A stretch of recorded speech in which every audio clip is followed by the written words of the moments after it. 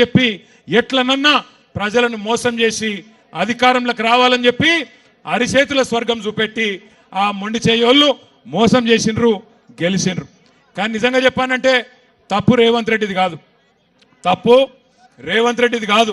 ఎందుకంటే రేవంత్ రెడ్డి చాలా నిజాయితీ గల్ల మోసగాడు. ఆయన నిజాయితీగానే మోసం చేసిండు. ఏం చెప్పిండు రేవంత్ రెడ్డి టీవీలలో?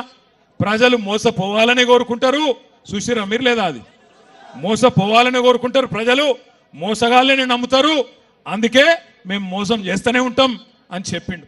కానీ నిన్న ఇవాళ చూస్తున్నా, అమ్మతోడు చెప్తున్నా, తెలుగు భాషలో గిన్ని తిట్లుంటాయని నాకు కూడా తెలియదు. అరే రే రే రే ఏం తిట్లు తిడుతుర్రా ఆయన, నాకు అర్థం కాదు. మొన్న ఒక అవ్వని చూసిన, మీ కల్వకుర్తి తాలూకానేనట, ఎర్ర సీర కట్టుకున్నది, మా అమ్మమ్మ లెక్కనే ఉన్నది చూస్తే, పెద్ద మనిషి. ఇక ఆమె తిట్టుడు చూస్తేనైతే ఇంకోడు రేషం ఉన్నోడైతే యాడనో పాడుపడ్డ బావి చూసుకొని ఆయన దుంకి చచ్చిపోతుండే. రేవంత్ రెడ్డి కాబట్టి సిగ్గు లజ్జ లేని బతుకు కాబట్టి బతుకుతుడు, కానీ అవి ఏం తిట్లా నాకు అర్థం కాదు. ఒక ముఖ్యమంత్రి గిన్ని తిట్లు తినంగానైతే నేనైతే నా జీవితంలో చూడలే. మీరు చూస్తురా లేదా? నేను అడుగుతున్నా, ఒక్కసారి మీరు ఆలోచన చేయండి. ఎవరిని మోసం చేయలేదు రేవంత్ రెడ్డి ఇప్పటికీ?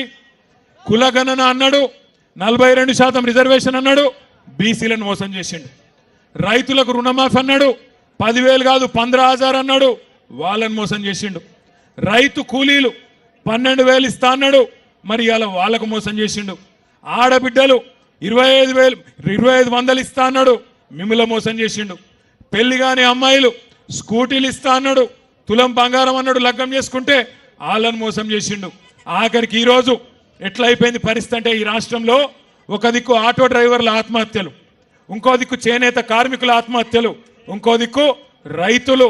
ఇప్పటి వరకు ఈ 420 రోజుల 420 పాలనలో 430 మంది రైతులు ఇప్పటికే ఆత్మహత్య చేసుకున్న ఒక దుర్మార్గమైన పరిస్థితి కాంగ్రెస్ పాలనలో ఉన్నది.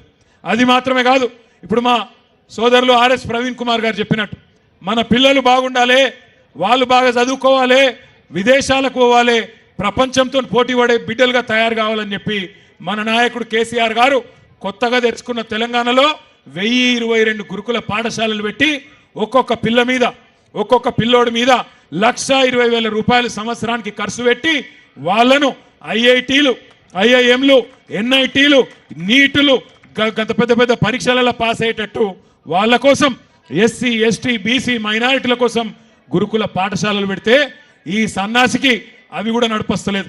ఇప్పటికీ 56 మంది పిల్లలు, 56 మంది బంగారు లాంటి పిల్లలు ఇలా ఆత్మహత్య చేసుకునే పరిస్థితి గురుకుల పాఠశాలల్లో దాపురించింది. అంటే ఎంత దరిద్రంగా, ఎంత నికృష్టంగా కాంగ్రెస్ పాలన ఉందో దాన్ని బట్టే మీరు అర్థం చేసుకోవచ్చు.